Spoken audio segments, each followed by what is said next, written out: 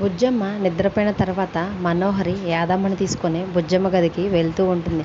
బుజ్జమ్మ గది దగ్గరికి వెళ్ళిన తర్వాత మెల్లగా డోర్ తీసి రూమ్ లోపల బెడ్ మీద పడుకున్న బుజ్జమ్మను చూస్తూ దగ్గరికి వచ్చి ఒక్కసారిగా రణవీర్ చెప్పిన మాటల్ని మనోహరి గుర్తుకు తెచ్చుకుంటూ ఉంటుంది. మనోహరి, నేను చెప్పేది జాగ్రత్తగా విను. బుజ్జమ్మనే అరుంధతి, అరుంధతే బుజ్జమ్మ.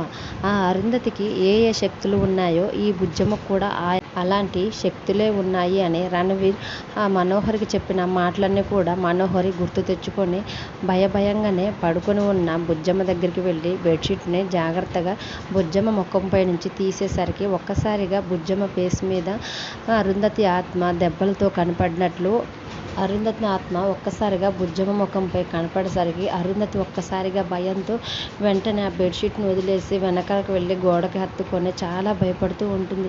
అరుంధతి, అరుంధతి అనే చాలా భయంగా మనోహరి బుజ్జమ్మను చూస్తూ అంటూ ఉంటుంది. తర్వాత యాదమ్మ, బుజ్జమ్మ కాదు మనోహరి, మనోహరి అని యాదమ్మకు కూడా చెప్తూ ఉంటుంది.